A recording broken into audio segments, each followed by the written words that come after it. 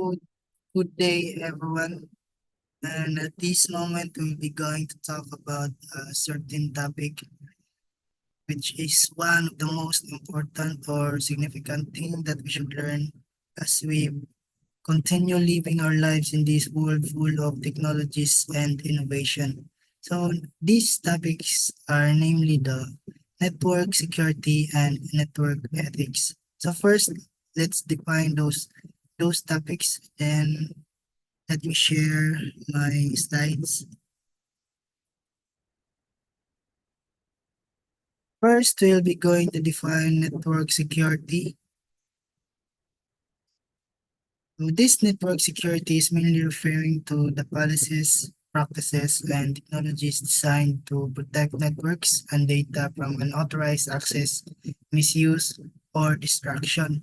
So when we hear the word security, I think the first thing that we should that ang unang magawas tong una-una is for protection, like sa may purpose na ng mga security guards, mag-protect para sa unsay naa ng certain building or company.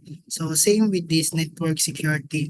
So this network security is mainly for protection and for defense against cyber attacks or cyber threats.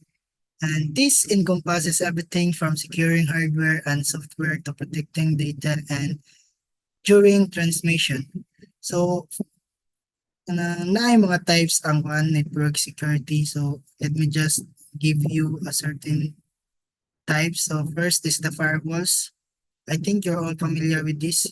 Una siya ang murag mahugog traffic enforcer sa within data kanang within a shared drive ba, like ang sa hostel where we kanang kung asa mi nag-GT karon na sila firewalls nga kanang mag-send each employees kay kanang nabitaw sila shared drive na connected tanan, then kanang ang IT nila dito mo detect na sa akong sa mga domain like at gmail.com nya ang domain nga gigamit na mo dito kay postal.com man. So kung mag-send ka files like kanang mga link lang kay dili man na pwede sa ilaha kay kanang it's one of the kanang way of getting some kanang important information kanang labi na sa hostal nga dako na sa nga kumpanya.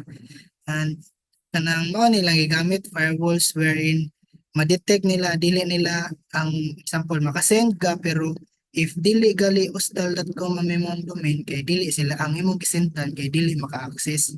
Then next is the intrusion detection system and the multi-factor authentication, the MFA.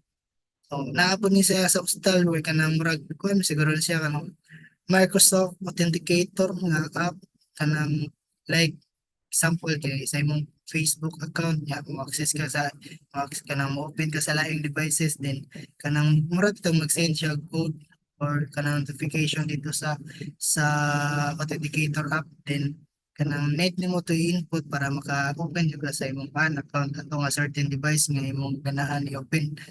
Then next is the encryption. I think you're familiar with this also, like just like how we input our passwords in a certain multimedia platform. And next is the regular software updates, just like how you update your devices. Then the VPN, access controls and security awareness training. So, in a certain organization, naagi na security awareness training like unsa ilahang mga security or network security nga gina-implement, dapat aware ang mga employees or kanang the new hire kay dapat i-undergo man na nila og kanang i-undergo nila orientation wherein all the implementations and awareness kay i-introduce nila to a new kanang mga bagong pasa akong kumpanya. Then next is, why is network security important? So what do you think? Security is important because it protects sensitive data such as your personal information and financial records from cyber threats. So, kanang common naman kani mga cyber threats like phishing, hacking, mga yun ana. So, ang purpose aning network security is to defend those data and information from cyber attacks or cyber threats. So, important jud gid siya. Then next is it helps ensure the integrity, confidentiality, and availability of data, which is essential for maintaining trust in organization and ensuring compliance with regulation. Next is what are some common issues encountered in network security? Mao ni sila data breaches, phishing, phishing attacks, malware, inadequate security policies. So data breaches is what's this? The unauthorized access to sensitive information can lead to significant harm. So just like for example, yo kanang imuhang amigo kabalo sa password sa imuhang Facebook, and then mura jud kag mabala ka like kanang wa ta kabalo unsay utok sa atong amigo like post ba nagbinuang diha ingon ana nya makuan mo kanang which is harmful like kanang ma-embarrass ka mayon ana.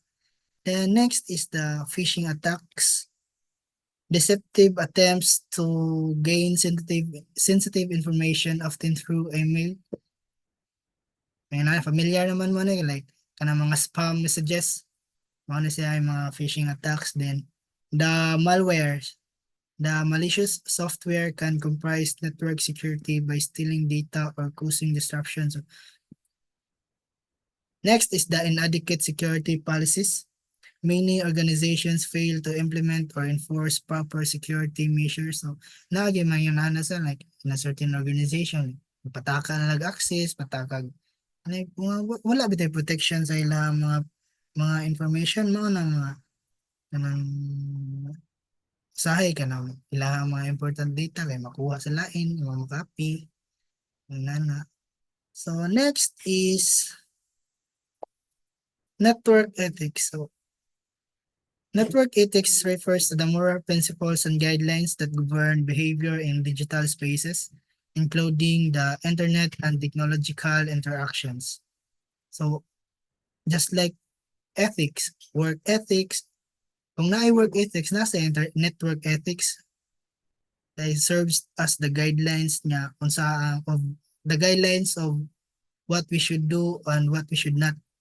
Then it focuses on issues like privacy, security access, and accountability, promoting responsible use of technologies while considering the impact on individuals and society. So here are some key principles of network ethics. First is the respect for privacy. So this is the very vital one. No?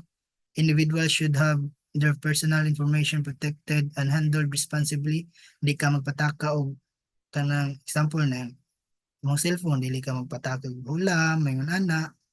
Then kay buta kabalo yung mga passwords dira ilahay pang kuan pangwaon din wala ta kabalo sa mga una sa mga tao ba. The next is the integrity of data, ensuring that data is accurate and not tampered with. Then the accountability.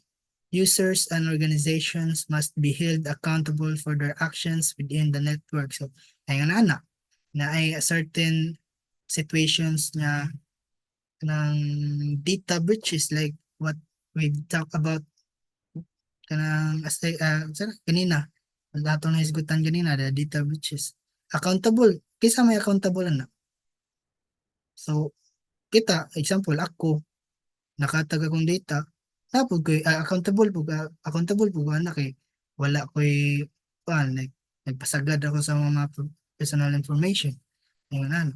The next is the transparency. Clear communication about how data is used and secured is essential. So communication is the key. This is the ito na transparency, clear communication about data, how data is used and secured is essential. Like kung dili siya wala siya nimo tudloy nga mao din na yung mga pamaagi day, mao din na ilang mga net sa mga security nga gina-implement.